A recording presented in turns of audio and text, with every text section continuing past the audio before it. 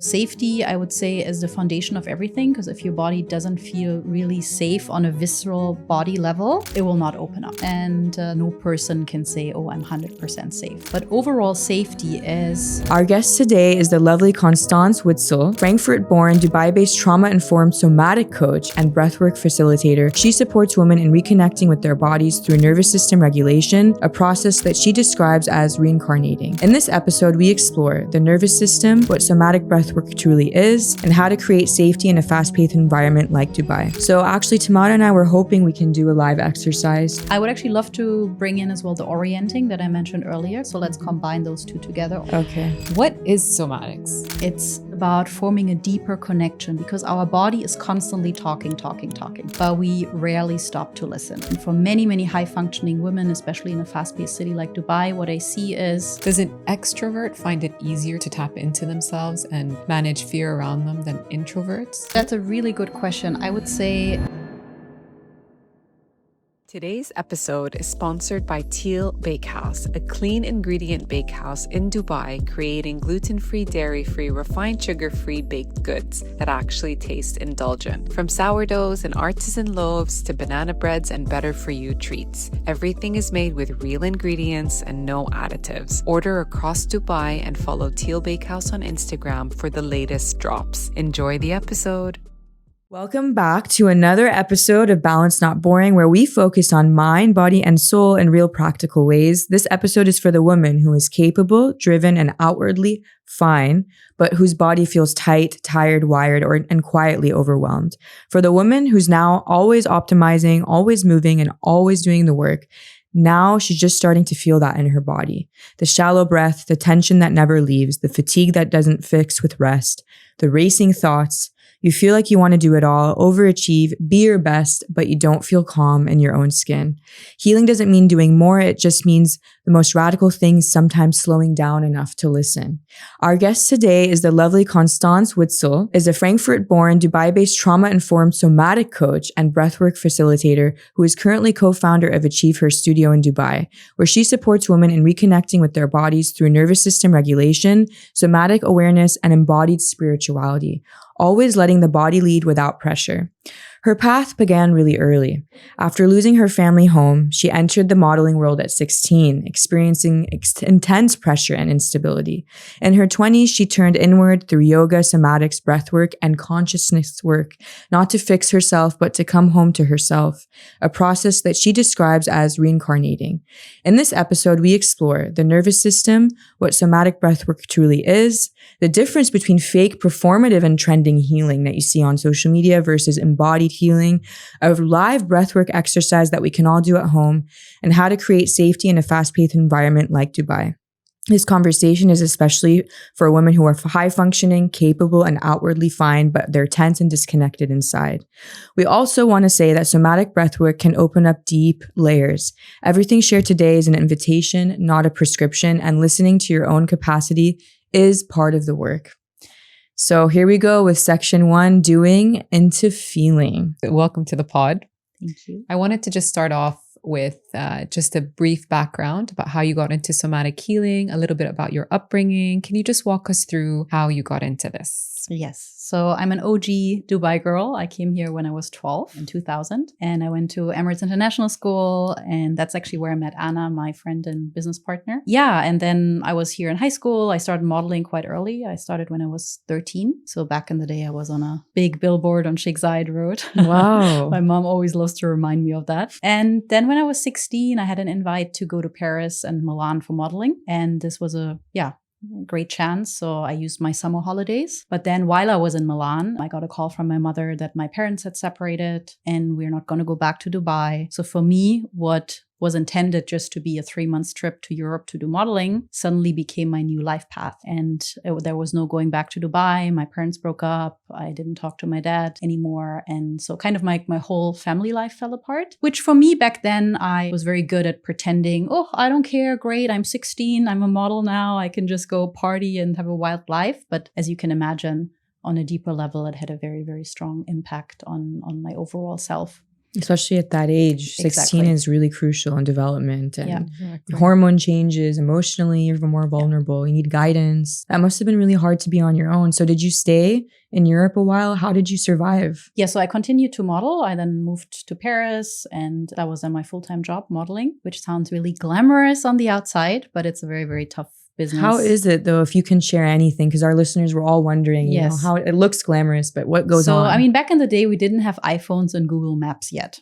So in the morning, you would get an email from your agent with all the castings that you're invited to. And Paris is a big city, or Milan or London. And then you would take your map, look up where all the different castings are. Then you would wear sneakers because you would take the metro, but you would have your high heels in your bag because before the casting, you would then have to swap your shoes. Then you would walk into a big room, sometimes with 10 girls, sometimes 50 girls, sometimes 500 girls from all nationalities, Southern America, Eastern Europe. There were not that many Germans. And yeah, then you would stand in a queue, wait sometimes for an hour, 2 hours until the client has time to see you. They would look at your book. Sometimes they would be friendly. Sometimes they would be very harsh and just close your book. Okay, next. Sometimes they would tell you like, oh yeah, like I know everything that's wrong about my body, right? And of course, there's a lot of competition between the girls, the way they look at you, because everyone wants that one job. So it's very, very tough. And then of course, in my case, without having a stable, safe home going back to, it was my way of coping was just becoming very disconnected from my body, dissociating and pretending I'm the very cool, chilled girl.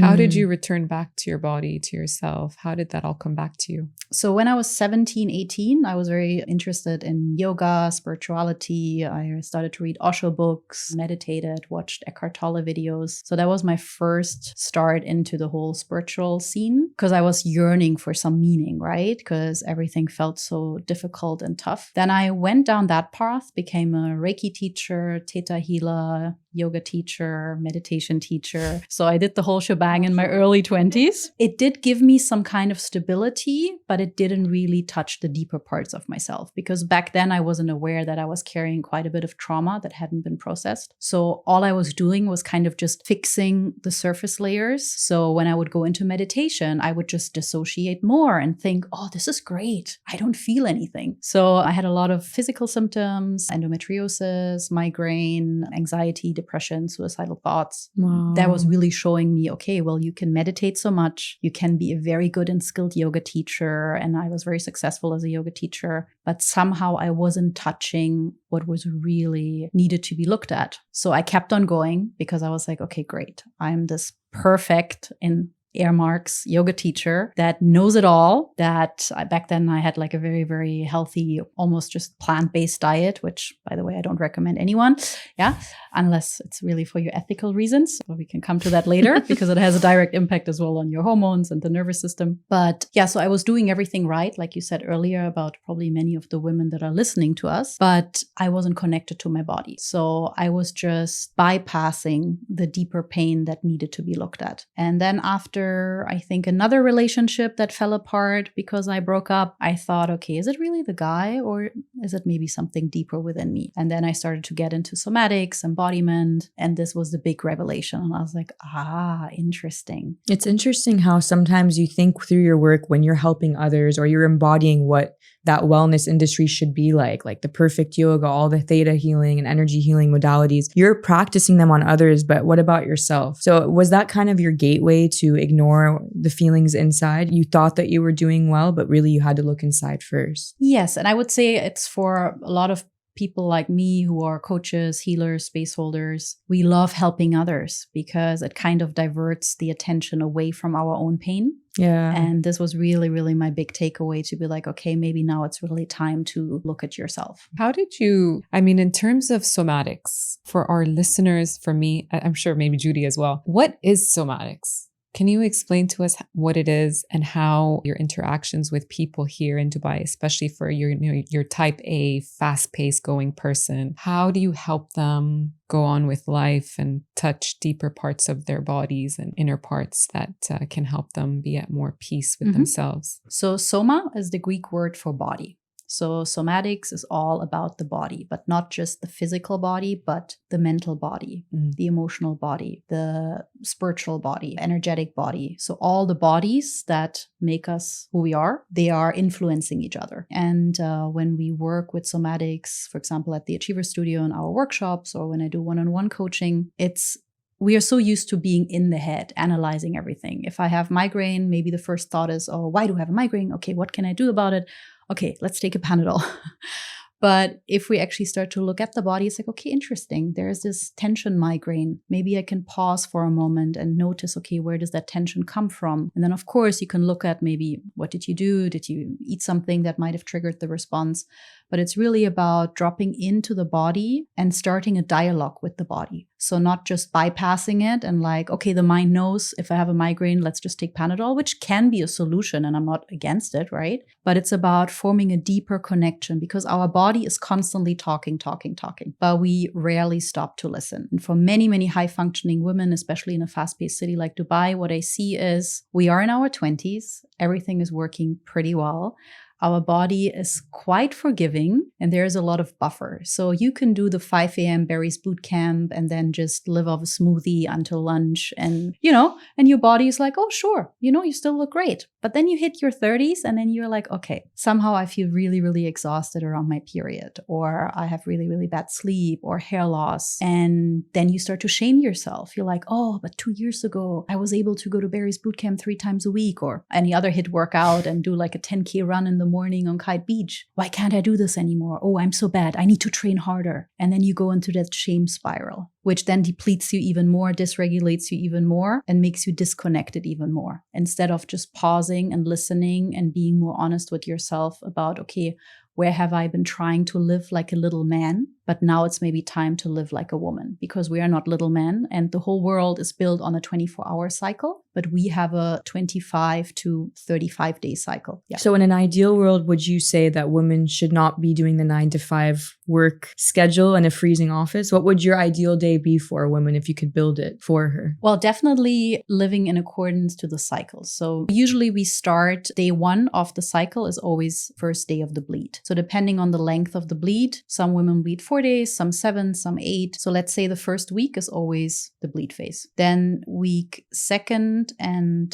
3rd is follicular, then ovulation happens, then we drop into the early luteal, late luteal, and then again, we start the new cycle with day 1 of the first bleed. And interestingly, through a female nervous system lens, when we are in late luteal and menstrual, we have a high sympathetic charge. So there is already more dysregulation in the body, which means we are definitely more sensitive to stress. We should rest more, eat more nourishing foods, have less caffeine, less stress, maybe less appointments. Whereas throughout our follicular and ovulatory phase, we have a lot more resources within because there is already more parasympathetic activation in the body. So what would stress you in late luteal might not stress you in follicular. So if you can really plan your life around that, which I know some women will be listening, they'll be like, this woman is crazy. Like my boss doesn't care, Yeah. But even just including micro rituals into your day-to-day can help you to just, first of all, be more aware of it. And I tend to plan my life around it in the sense that I don't do a lot of social events in the first 3-4 days of my bleed. Of course, it happens once in a while. I have an invite for dinner, I'll go anyway. But it's more about just being more aware and attuning your life to your energy and not the other way around and just always going over it. And then you wonder, why am I feeling so depleted and exhausted? It's about alignment, really. If you have that knowledge, you can live with that. Exactly. Versus if you're not aware, you're going to be forcing yourself to be super ecstatic and hyper and stay out late when you're luteal phase when you don't have that energy. So when you have that, you even can pick your workouts, what kind of foods you can eat and all of this. So I've looked into that a bit and I'm starting to kind of see a cycle. And I know every week I'm going to feel different. We don't really have one solid week, maybe just the middle of the cycle that we feel our best. Otherwise, you just need to go with the emotions.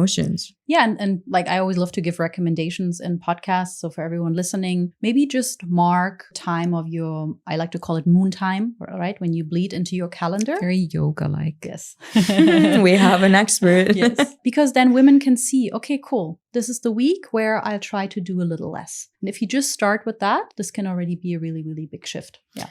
How can stress show up on the body, especially for women here in a fast-paced city like Dubai? Tension in the body, jaw pain, irritable bowel, skin breakouts, hair loss, overall like neck pain, weight loss issues, especially when there's too much cortisol in the body. There's that famous cortisol face, or that you just feel very bloated and puffy because the body doesn't feel safe enough to let go of the weight. So many of the symptoms that are like, if we go to a normal doctor, that's just how it is. That's normal. Deal with it. You're a woman that's 38. But that's not true. It's actually an imbalance in the body, because you have to think about the nervous system is like the conductor at the opera house. So the nervous system conducts all the other systems. Hormonal system, this word is really difficult for me. Musculoskeletal system, exactly. Yeah. Oh, interesting.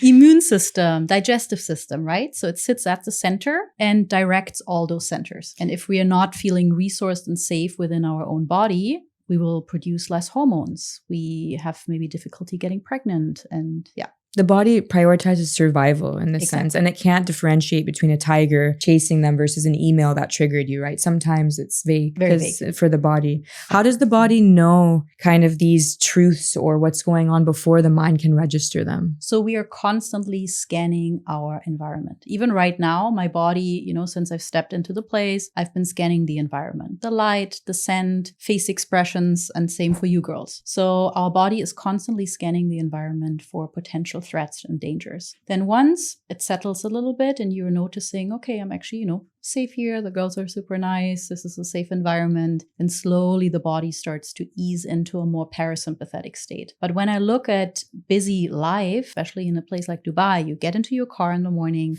there's lots of traffic.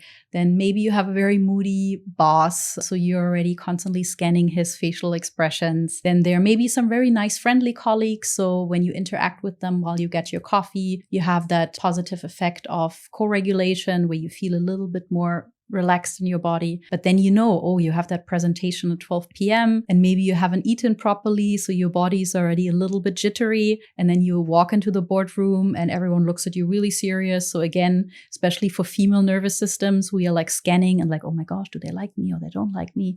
So again, sympathetic spike goes up. Then maybe if you've done somatics with me, you know what to do. Then you can like ground yourself, feel your feet on the floor, feel your feet in the chair, maybe connect with your breath so you can bring in a bit of more relaxation again to be in your full power. But like there are just so many things happening throughout the day that are happening in the background, right? This is all autonomic. And I would say the first step is creating more awareness.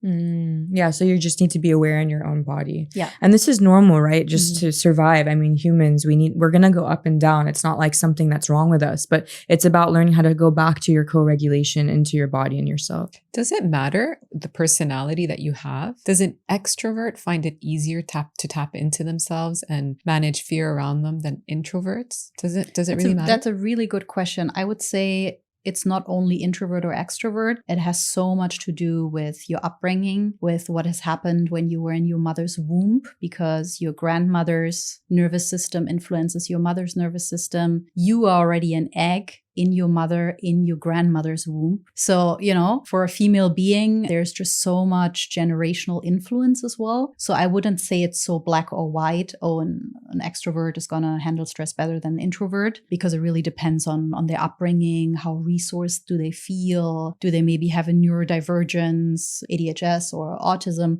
Like there's just so many different things that can influence how well you can cope with stress. But for sure, what I would say is when you look at the window of tolerance determines how much stress you can take and how resilient you are. Like I can see this in my husband versus my body. He is very, very stable and very chilled. Not a lot of stuff stresses him out. Whereas in my body, I can see due to my upbringing and a lot of the things that I've been through, I really had to work hard to widen my window of tolerance to be the relaxed person that I am today. So you can as well retrain your nervous system. That's the beauty. Doesn't matter how old you are. But I would say depending depending on circumstances, upbringing, some of us, might have a bit more difficulty or challenge. You mentioned earlier that you were 16 or 17 at the time that your parents divorced and all of this. So that was a lot of stress to take in overnight. How did you find that manifested in your body? You mentioned a bit that you felt stressed, of course, like physically, but tell us more about that. And how did you figure out at such a young age? Because at that time, you don't know much. You're just trying to survive. And, this is day to day, but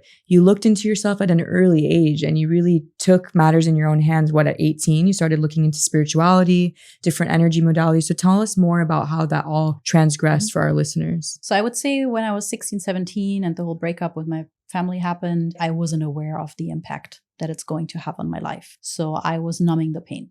Alcohol, partying, drugs, the whole thing. And I thought back then, okay, cool, kind of the rock star model life that everyone dreams of. Please, listeners, if you have daughters who want to be models. No. I don't want to be the party pooper, but better not, because it's a really, really tough industry out there, and women's bodies are just being objectified and doesn't really teach you how to be more loving and kind to yourself. So I would say back then I didn't know. I just did what I guess everyone would have done, run away, numb the pain. And then when I got into spirituality, there was that little spark of hope. Of like, oh wow, there's something that makes me feel good when I do it, when I practice yoga, when I meditate. But it was still too little to really shift something on a deeper level. So it did take me until my late 20s to get into somatics, because back then no one spoke about somatics. It's only been more trendy in the last 5 to 8 years, and maybe is now catching up in the mainstream. So I was really lost because I literally tried it all. I tried Joe Dispenza meditations. I became a family constellation therapist. So I really tried it all. And at some point I was like, okay, I'm just so broken. Nothing works for me. So you turned inwards, and you've said before, I want to meet my soul where it's at. Can you talk about what that means when it comes to the body and the mind? Yeah, so I would say the mind has many ideas. Oh, you go through a trauma and then I'm just going to do XYZ and then the trauma is healed. It just doesn't work that way. That's why we often need to disconnect a little bit from the mind and then meet the body and the soul where it's at, in a sense of I'm still doing a lot of inner work for myself. And only lately, because I'm so resourced and so safe and so good with my life, certain pains and traumas are resurfacing. I'm only now ready to fully integrate them, because the body, like you said earlier, is always trying to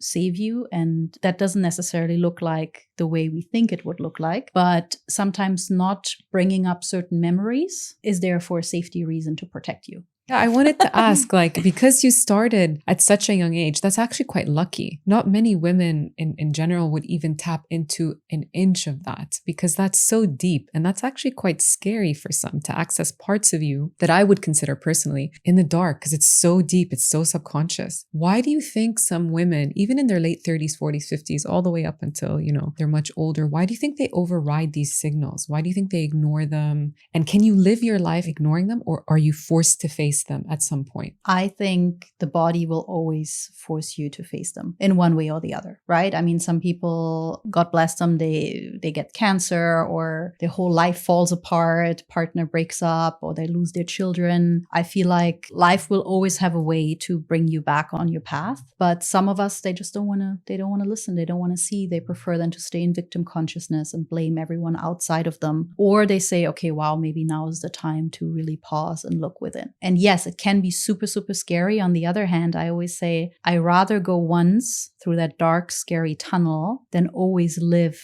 in kind of like a in-between, So would you call that an awakening in a way, like existential crisis or spiritual awakening? Was that yours at 16, would you say? I think for me, it was more because I think at 16, and I just had to face survival in the middle of being in Milan and Paris and just, really surviving, there was not much room or space to think about those deeper questions. I would say they came in my 20s when I was like, okay, I either kill myself or I find something to ease this pain. And like, why am I even here? Everything felt so hopeless and so senseless. And I'm like, okay, this is my life now. Everyone only likes me because I'm the pretty girl. And if I'm pretty enough, I get the job. If I'm not pretty enough, I don't get the job. So everything just felt very superficial. And you were looking for for something deeper. Yeah, meaning and I guess a sense of purpose. So talk to us about nervous system regulation specifically, because all of this, we've heard of mind-body connection a lot these days, but only recently I've seen surfacing as nervous system in the health world, because none of us really know what does it mean to have a calm nervous system versus an stimulated and stressed one. So can you explain the difference for us? First of all, I love that you said calm nervous system, because I don't want you to have a calm nervous system. Oh. No. See? You know why? Okay, I'm curious. And even the word regulation, I still use it because, that's what people know, but I'm not a fan of the word regulation because, and I'm going to exaggerate a little bit, I don't want you to be just a very regulated person. Yeah, we don't want to be boring and too calm. I want you to have so much capacity in your nervous system that you can get angry, but you don't stay there. You come back into your connected state. Yeah, so you want a resilient nervous system? Yeah, you want to have a wide capacity, a resilient nervous system where you maybe have an activation. Let's take, you're in the car in the morning, someone almost bumps into you, and there's that sympathetic activation of, I got scared. That's right? daily. Exactly, right? And then if you have already so much stress build up, your nervous system will stay up there for hours. But if you have capacity and regulation, for lack of a better word, in your nervous system, you have that little bump up. Maybe you do a exercise in the car, or you allow yourself just to have a big deep exhale or even a scream. And then your body is like, okay, great. Thread is over. We can go back into a connected state. But what I see in many women is that they live in a functional freeze. So they go from activation into complete down regulation. So they wake up in the morning, they make breakfast for their kids, maybe they drop them off at school, then they go to work. So there's a lot of that sympathetic activation that gets you going. High cortisol, adrenaline, okay, need to get on with life. And then because they don't have anything in the middle in their regulation window, they immediately drop into dorsal vagal shutdown, which is looking like you sit on the sofa, you scroll your phone, you watch Netflix while you're listening to a podcast. I'm exaggerating here again, but it's just constant bombardment of different information just so they don't have to feel what's really happening underneath. Because maybe the smarter way would be like, hey, I'm not going to watch Netflix tonight. I'm not going to be on my phone. I'm actually going to take a hot shower and have a 5-minute cry, because actually that's what my body needs. It's harder to face the cry though. So people automatically want to just coast and watch a show just to forget about it. But that's like masking the symptoms, right? Exactly. So let's not say regulate. It's more really about widening the capacity that you just have a wider range of being human. So when you're masking these emotions or you're trying to regulate your nervous system, can you talk to us a little bit about the importance of safety, the space being safe before you tap into these emotions and deeper feelings? Yeah, so safety is a big one. And that's something I talk about a lot. And I would say no facilitator or no person can say, oh, I'm 100% safe. Because even here in this podcast interview, I might say something or use a word that triggers something in someone. But overall safety is, especially in this kind of healing work, is just creating a space where everything is welcome. Where if you have a response or a reaction, where it's safe to have that response and reaction, and I wouldn't shame you for it. But instead, I would be curious. Okay, wow, that's your response. Okay, interesting. And then, we could go deeper into that. So safety, I would say, is the foundation of everything. Because if your body doesn't feel really safe on a visceral body level, it will not open up. And the safety actually begins in yourself, because if you constantly shame yourself, I have this sometimes in my workshops that women start to share. And I just had a workshop on Saturday, and then they start crying. And then immediately they say, oh, I'm sorry. And I always say, you don't need to be sorry. You're crying. Beautiful.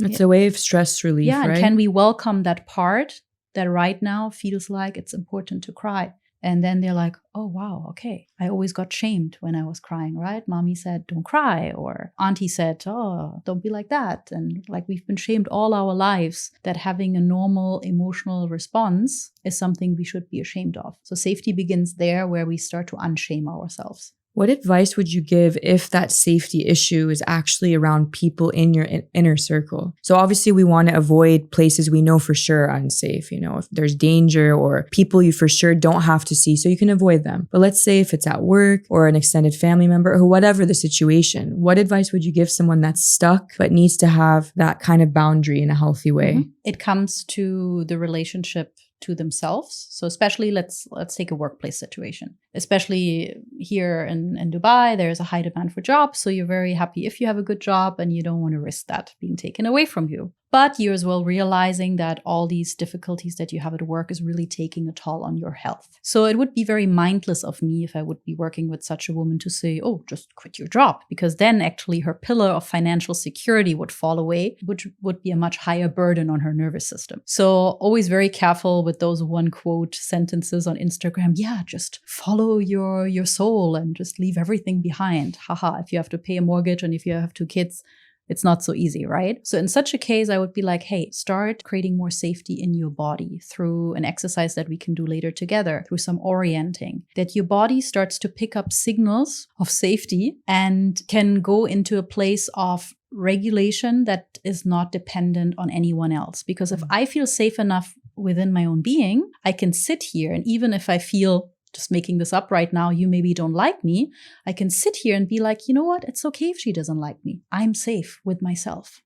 Yeah, it takes a lot of work to get to that level of security, confidence. You don't, the detachment from others. I think that's psychological and probably, like you're saying, nervous system. It's body related. So combination. Yeah, and that's why you can't just fix that with positive affirmations, because your body really needs to receive those cues of safety through the environment, or even right now sitting here, really allowing us to feel the backrest and taking just an awareness. exhale can already foster a deeper sense of safety in the body. Can you tell us about this 3B method, speaking of, practicalities and how we can practice this? What does that really mean? It's on your website. You practice it at Achieve Her, your studio. How can that help us in daily life? So the 3B method is something that we created and is standing for body, breath, belief. And a very famous nervous system expert, Daghestani, she always says state drives story. So whatever your physical state is will determine the quality of your thoughts. And this is where body, breath, beliefs comes in. The body is kind of like the vessel. Then the beliefs are what we often like to influence, especially if we have maybe a lot of negative beliefs about, oh, I'm never going to be able to get that raise, or I'm never going to be able to find the love of my life. And then if we would just work on the belief level, you can say so many affirmations, and I'm sure we've all tried, right? There used to be this big trend about just say this affirmation 10 times a day and your whole life is going to change. But somehow it didn't change because the charge of the belief lives in your body. So through the breath, the 3rd B, we tap into the body, and then we can rewire the beliefs, create a new state that you are more receptive to, then build new, more positive, life-affirming beliefs. And we can do this through just breath work, movement, little somatic practices. So but that's like kind of the foundation of everything we do. So somatic breath work is different than just normal breath work, right? Can you explain? Yeah. So the breathwork world is wild. I would call it the wild, wild west. And especially for female bodies, a lot of the breathwork that I see out there is not very suitable because male bodies regulate through dopamine. So they can handle stress, positive stress, much better.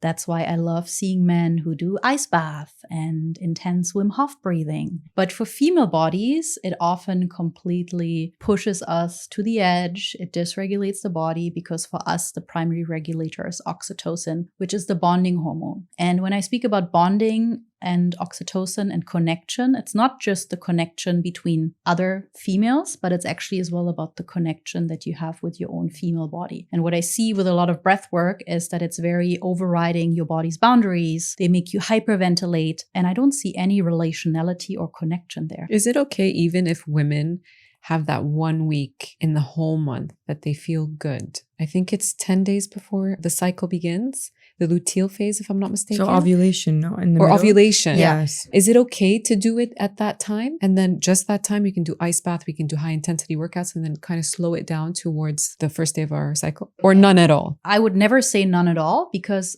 even we have 3 female bodies here, but we all have different histories. We all have different stress tolerances. So there is no one size fits all. But for a female body to have more capacity, definitely, it's that phase around late follicular ovulation. But then again, depending on if you are constantly in a fight-flight cycle or if you are in that functional freeze that I mentioned earlier, you can already hear freeze. The body is already freeze. The body is already contracted and doesn't feel safe. Then no ice bath, even in ovulation, is recommended from my humble opinion. And this is backed by science, so I'm not just making this up. But yeah, I would be very, very careful. I feel like women, it's not like we live on a farm and we walk barefoot all day and we don't have to go to work and we can just tend to our children and the money is coming from the sky, like this will be like not reality. It's not reality.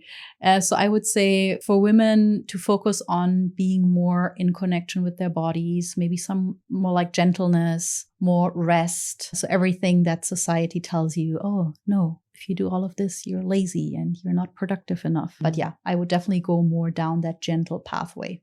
How is the breath a direct connection to the body's nervous system? So the breath is the only thing that can be controlled. Yeah, when we look at the autonomic nervous system, I can't really control my digestion. Like I can't say, okay, stop digesting. I can't say to my heart, stop beating. But the breath is the only thing that I can control. And because the breath influences the parasympathetic or the sympathetic nervous system, we have a direct doorway or access point through the breath into the nervous system. So if I feel like I'm anxious or just really, really nervous about maybe giving a talk, just connecting with your body, connecting with your breath, maybe noticing, oh, interesting, my breath is only up here from the chest up. And then just for a few moments to maybe place a hand on the belly, let the breath go down all the way into the belly, widening and, allowing yourself to expand. And then when you exhale, you can do a little sigh. This can already shift you slowly into a more parasympathetic state. That suddenly, again, state drives story because the body is in a more relaxed state.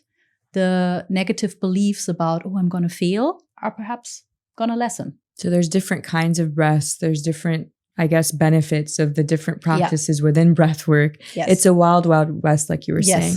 So actually, Tamara and I were hoping we can do a live exercise to show what you believe can, let's say, ground us in a nerve-wracking state. Let's say we are about to present at work or we're having a heated argument with a spouse, whatever it could be. How can you ground yourself immediately through breath? I would actually love to bring in as well the orienting that I mentioned earlier because it's so simple. So let's combine those two together, orienting and breath.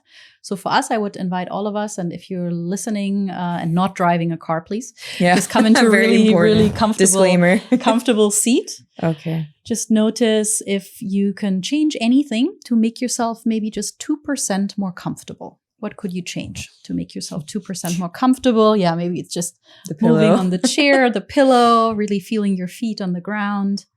And then if it feels safe, you can close your eyes or just lower your gaze. And then just take a moment to notice where you're at. And on a scale from 0 to 10, if 0 is very like disconnected and kind of jittery and all over the place, or 10 very calm, rested and relaxed. And then you can just take note of that. And then slowly open your eyes again. And then I invite you to orient yourself in the room. So you can just let your gaze wander, take in the space around you. You can slowly begin to move your eyes, maybe look over your left shoulder. And as you continue to orient yourself in the space, and you can make this in very slow motion, just notice what happens as you orient yourself, as you move your head, maybe over to the right shoulder, maybe you look towards the ceiling, towards the floor. You can even look towards your hands. And as you continue to orient yourself, notice, is there maybe a sigh? Is there maybe a softening around your shoulders? Maybe the jaw relaxes a bit. Perhaps you notice suddenly there's more saliva production. Can see a nod here. Yeah. Yeah, I do feel that. And then this is part 1. So orienting, and then you can just come back to center, maybe close your eyes again or just lower the gaze. Notice what has shifted. And then I invite you to connect with the breath without changing the breath. Very important. So just noticing, how am I breathing today? Is the breath more in the upper area of my chest, collarbones up? Is there any movement in the rib cage? And if you like, place one hand just below your belly button. You can place the other hand on your heart space. And without necessarily manipulating the breath, just through becoming more aware that there's a hand placed on your belly, can you allow your breath to drop a little bit deeper? And maybe you want to inhale for 4 and exhale for 6. And again, this is just a suggestion. Maybe inhaling for 3, 2, 1 feels already enough. And then you can exhale for 5, 4, 3, 2, 1. Inhale again, maybe for 4, 3, 2, 1. And exhale for 5, 4, 3, 2, 1. So we have a slightly longer exhale than the inhale. And I'm only showing this with the counting because it can give us a guideline, but don't get too fixated on the counting. It's more about just attuning to, okay, how am I breathing today? Can I send the breath a little bit deeper into the belly? Can I become aware that my whole body is a living, breathing being? And that the breath is what can connect me to my soul and maybe some other parts that have been either forgotten or suppressed. And then we could stay here forever. And maybe at the end, you'll take another nose inhale and end with a beautiful exhale and sigh. Relaxing your jaw, noticing the tongue, maybe even moving the tongue ever so slightly. And then coming back here into the space. I almost slept. Yeah, well, she's also sleep deprived with the newborn. Yeah, exactly. I can imagine. But I just noticed during it that my tongue is always to the roof and I'm always clenching. Yes. Jaw. Yes. So just to actively stop doing that can help. Yes. Yes. And the reason I started with the orienting is to foster that first sense of safety, right? Through the eyes, we take in a lot of data. Mm-hmm. And now the eyes were like, okay, cool. Yeah, I'm in a safe place here. We can relax. And you said that you noticed more saliva production, right? And that's a typical rest and digest response. And when you cry also, you produce. Yeah. I always notice that the minute you start tearing, my mouth is like also tearing. Yeah. And like, I'm sure a lot of women who listen, maybe they have difficulty with, digestive problems, IBS. Yeah. Yeah. Then even doing the brief orienting before you eat can already help the body to shift you into that digestive state, right? Because nervous system influences digestive system. Yes, totally. Yeah. Do you think we lost the importance of breath? I don't think a lot of us know how the breath really impacts us. Yes, it relaxes us. Yes, we know it's good for you. But there are a lot of the times like, I just don't have time for this because we live in a fast-paced environment. Do you think the breath has changed from before? Like say our ancestors handled the breath differently, or maybe they were in a different environment, of course. And as the years went on, we sort of have taken the shallow daily breaths that we take that mean they mean nothing. Do you think it's changed? Yeah, I mean, when you look at a lot of different either Eastern medicine or, the yogis or even shamanism, they are all connected to the life force because breath is in the end life force. We are born with the first breath, so to speak. And when the last breath leaves, we die. So it is what keeps us connected to the cycle of life. I would say it comes down to just being in generally very disconnected from life and living an almost robotic life. Because when we look at, there are these, what's the name of it? The blue zone countries, they drink red wine and they eat pasta, and they even smoke sometimes. Like when you see those pictures of these old tanned guys, like 88, still smoking. And then you wonder, okay, interesting. Why are they still so healthy? Yeah, because they don't have that constant stress roller coaster. They live in connection. They're connected to nature. They maybe do their daily morning swim. There's just a slower pace of life. So the body has much more capacity to deal with that one odd cigarette. Whereas in our world, we're doing everything right. We are drinking the green juices and we are eating super clean and only the nice, pretty Instagrammable bowls. And then we take all the collagen products and we have an infrared sauna at home and, and still we feel so miserable. So it's the nervous system in the end. Yeah.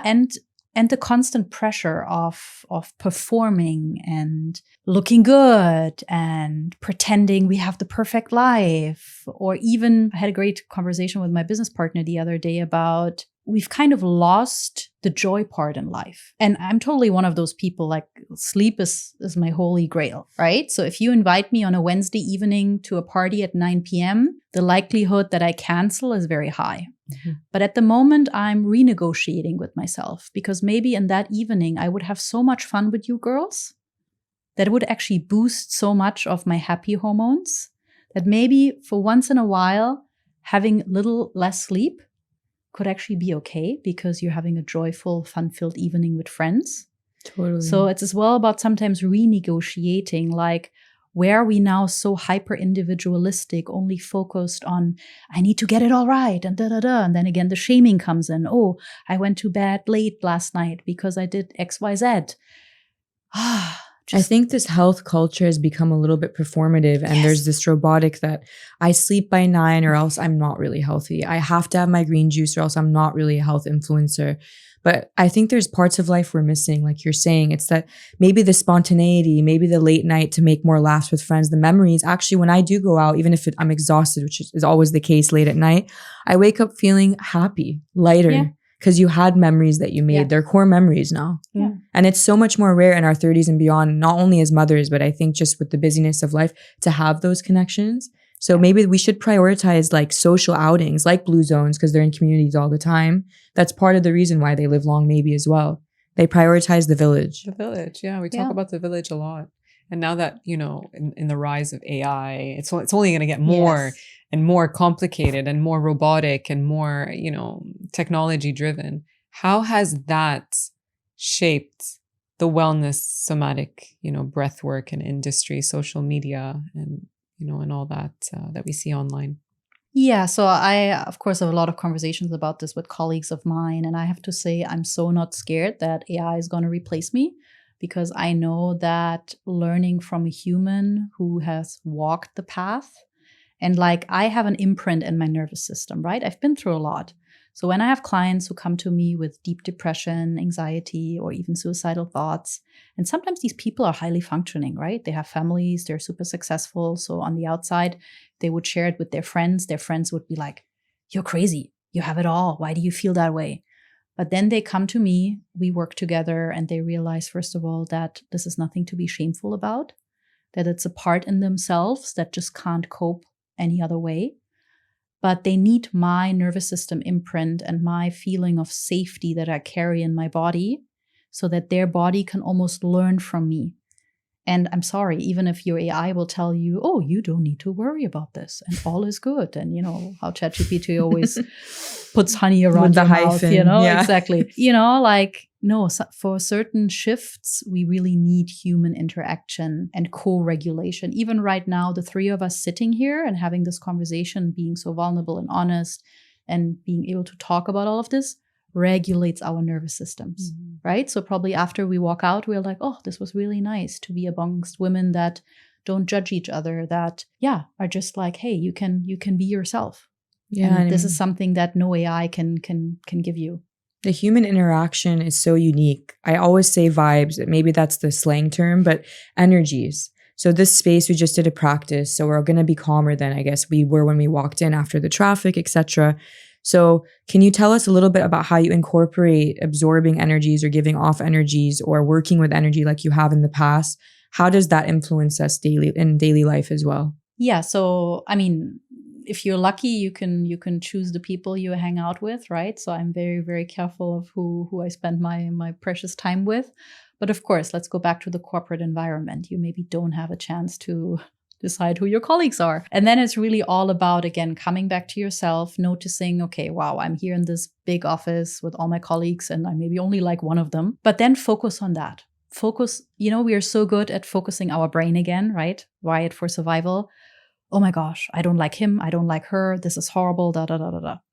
Or you say, okay, I can as well retrain my brain. And this is not about like bypassing anything, right? If they are like really horrible circumstances, we need to, act upon them and maybe as well change the profession. But we can as well, while we are maybe in that transition phase where we're like, okay, this really doesn't feel well, but I don't have another job yet, to be like, okay, what can I do to make this better? Okay, maybe I'll take my favorite mug in the morning to have this memory of, okay, this is my favorite hot beverage. Okay, can I take a moment to drink this and savor it? And then maybe you do a walk in your lunch break with the one colleague that you actually like. Or you listen to your favorite song in your lunch break. Or you take a little breath break in between meetings. It's really about, okay, how can I resource myself? How can I resource myself to then be better equipped to handle whatever life throws at you. And maybe that's sometimes a difficult work situation. That's so funny that you say that. Is if I'm very uncomfortable, I know this sounds strange, but I usually wear layers. Mm-hmm. I usually wear a shirt and a sweater and so then I can face whoever I want. Yes. But if I'm more comfortable, I'm in a small sleeveless shirt, in something else. I'm definitely not in a sweater. That's actually very interesting. I just picked up on that now.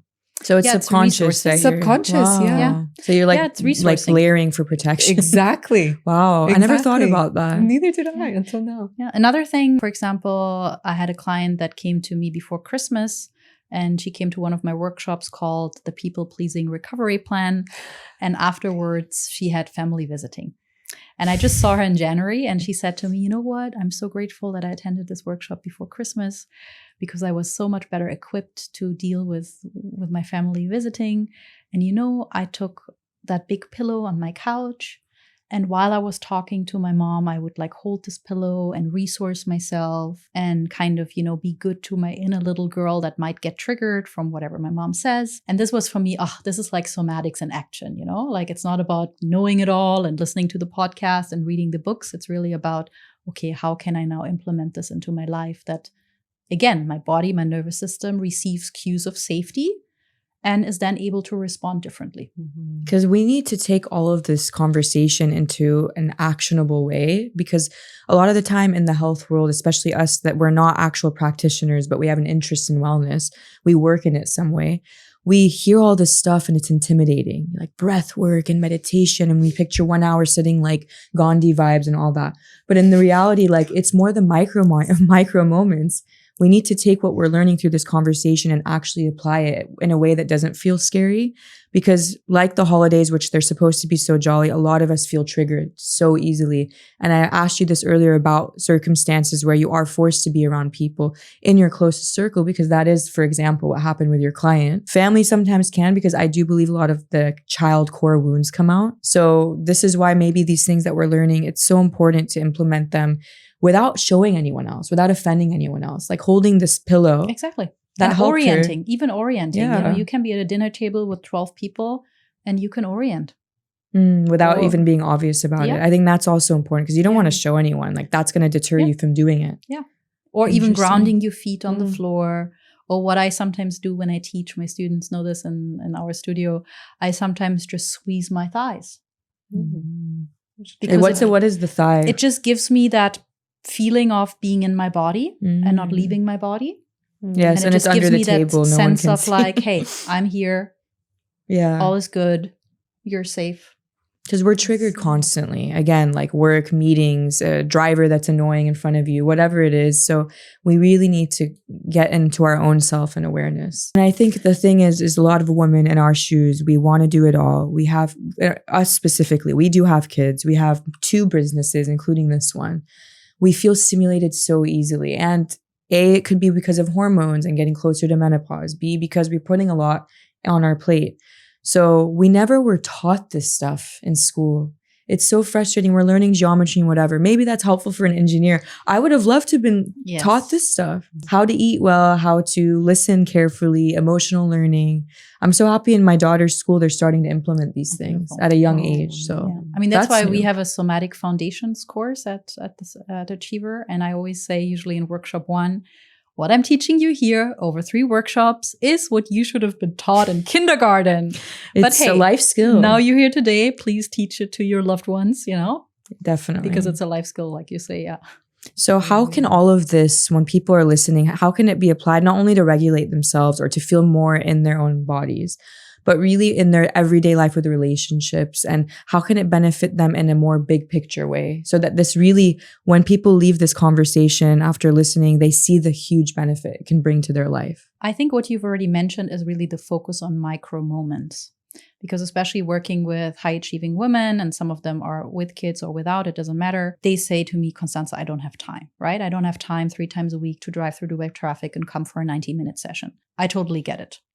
But carving out time, maybe once a month, to choose to go to a class where you know it will be nourishing for your body, and where you don't go because you need to perform better, right? There are places in Dubai and they're gorgeous, and you know, wear you pretty pastel colored aloe outfit and you do your makeup and you know 1000%. Nice. I know what nice. You mean. You can go there, but it's not very regulating for your nervous system. Go to a place, and now I'm going to do a little bit of advertisement. Come to my sessions, because what I love is that women say, "Oh, Constanze, it's really safe. You don't care if I come dressed in the latest Gucci outfit. I don't care. Like, or if please, it's matching. If it's matching, like, just come." And this is what we need. We need more places where we can just be ourselves, judgment-free, inclusive. So this is one thing. Yeah, maybe as well, really looking into, what am I exposing myself to? Am I maybe constantly pressuring myself to fit a certain ideal, even though, really? Do I really need to? Especially in our age. Yeah, maybe early 20s, we still have time for that. In our 30s, we're like, oh, whatever. And then micro practices, what you said, micro practices. It's not about doing 5 times a week, 60 minutes of yoga. It's about less phone time, having that mindful moment before maybe your whole family wakes up, looking into the sky, smelling your favorite flower. And I know this all sounds so simple. And especially when we are very cerebral and very nerdy and we study all of this, we're like, oh, this is too simple. This is not going to change my life. It will, because it's those little micro moments compounding. It's almost these little things are a bit embarrassing. Like, oh, I'm going to go out and smell a flower. You know, I know more than that. I can do more than that. Yes. So what happens to the body when you start to notice that you're regulating your breath and you're regulating your nervous system? Because I know no one's ever perfect, and you won't be perfect at all. I mean, no one ever is, but this just constant awareness. What happens to the body once you're being consistent with it? So it's good that you use the word awareness, because this is the tricky path where a lot of women unfortunately take the wrong turn. They just stay on the lane of awareness. We need to first create awareness, and then we need to put it into action. Mm-hmm. So it's really about then at some point to embody it, that it kind of becomes second nature. And at the same time, if you maybe, like, for example, I always say no coffee before breakfast. What did I do today? I had coffee before breakfast. 1000%. Always. And why? Just because this morning I just felt like it. I did have breakfast, though, within 15 minutes of it. But I made that conscious choice in the moment because I felt into my body. I could feel that I wasn't very jittery. I felt like I don't have high cortisol. So I made that conscious choice that I really wanted to have that hazelnut cappuccino before my breakfast. But you need to get to that place. Like in the beginning, allow yourself to be a bit more strict, follow the rules, to then break them at a later stage. But to be able to break the rules, you need to know them first, and you need to be actually embodied. And then just have fun. Like, you know. Fun is part of the healing, I really believe, and we don't have enough time for that. And the other thing that stuck with me now is intuition. So not this woo-woo deep thing, but just like you said, I woke up feeling like I was ready and I could crave it and I wanted to taste the hazelnut and whatever. That's you being aware and taking an extra second to make that decision. Autopilot life, which we've grown up on in the 2000s with the hustle culture, you don't have that second. And that's when, if you do that over and over, I do believe that these cycles are hard to break. The longer you do that, the more it shows up in the body and all of that. Yeah. So do you have hope, on a closing note, on the ideal of, is there hope for us as women, especially with all of this AI and social media? Like, are we actually going to turn the other direction at some point and realize that this is not working for us and our feminine bodies, and live the slower life and live a blue zone life whenever we can? Or do you see it going with this technologically improvements and all these in the other direction? How do you see the future? I think there are really two timelines, and you can choose on which timeline you want to be on. I mean, we could now get into a big other topic, just going to briefly touch up on it, about plastic surgery, right? Like there used to be this immense trend, and now there's this counter trend of natural beauty. So I feel now is the time to make a choice. And I made a choice for myself. And that's why I will love educating women about this, that your body is your vehicle, what allows you to experience life. And when we think of, doesn't matter if you believe in God or not, but I have a connection to God, to source. I often feel like, hey, we've been given this body. Instead of always trying to fix it and make it look better and make it more productive and efficient, what if we turn towards it and then suddenly start to realize, wow, there's actually so much beauty and so much efficiency already within the female body. We just need to know its language. Something spiritual is basically, I believe as well, that if we have a physical human vessel, we're given the opportunity to experience the 5 senses, or else you can't. Like, you can touch now, you can taste. So maybe reminding yourself that when you do get in these stimulated modes, which I do often, to go into that and be like, okay, what's really happening now? How can I use my body to enjoy it for this beautiful life that I've been given? And even going back to basics, really back to basics. Like, yes, we all always want more money and this and that, but then to really come down to, okay, what is it that I really need? Do I really need to spend 20,000 dirhams on a new handbag?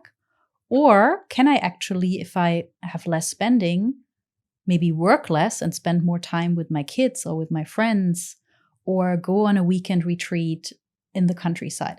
And by the way, I'm not against anything. Like, now my husband would be here and he would be like, well, you always want to have like this and that, for sure. But when it really comes down to it, we can make so much more conscious choices if we really connect to the true values that we carry within.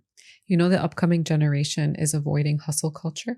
Yeah, I love it. They're avoiding hustle culture. They're avoiding the idea that being too busy or being overworked or working late is a sign of praise, like you're praised for it. On the contrary, they're looking at it more as like a very negative sort of approach to that. So I found that really very interesting. And that some parts of the world are now opening little cottages for 20-year-olds, I think, around 20. Did you hear about that? For the burnout recovery? For the burnout recovery. Malaysia. I saw Malaysia. That. Yes. Malaysia. And I found that very interesting because I was at least brought up in a society, I mean, we all were, that the harder you work, the more you hustle, the more degrees, the more information, the better. Like, good on you. Yeah. And to an extent, it has worked for many people, and they've, lived amazing lives, maybe not quality, but they've lived amazing lives in other ways. So it's very interesting that the tide is shifting back. I think it's going back full circle, back to how we used to live before, prior to technology, prior to that. People are becoming more mindful of that. I think so. Yeah. And choosing to live,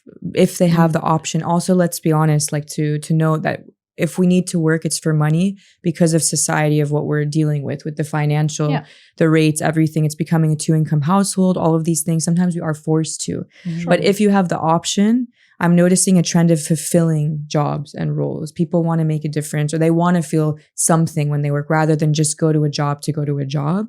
So there is that awareness popping up.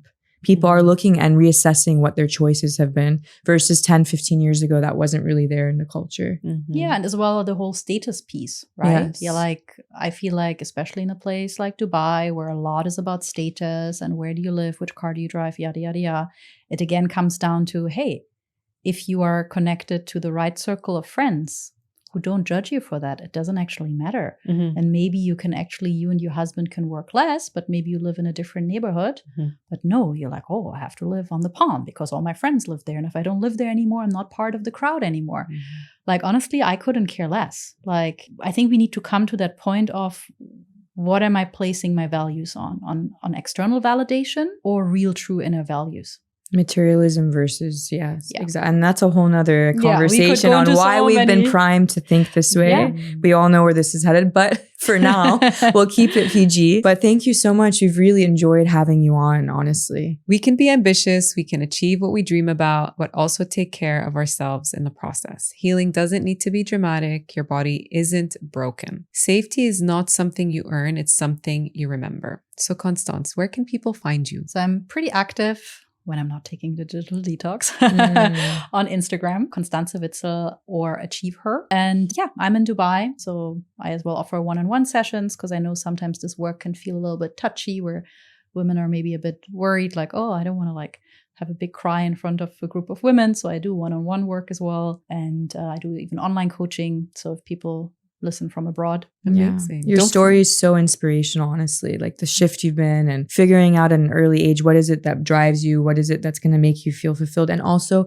for you to be feeling worthy to live your life because you've been through obviously so much. So we appreciate your time. Honestly, this has been so nice for us. We need it. Really. So nice. And for all those that are listening, don't forget to follow Balance Not Boring on Spotify, Apple, YouTube. Don't forget to subscribe to our YouTube as well. And if this resonates with you or a friend, please share it with each other and we'll see you next time.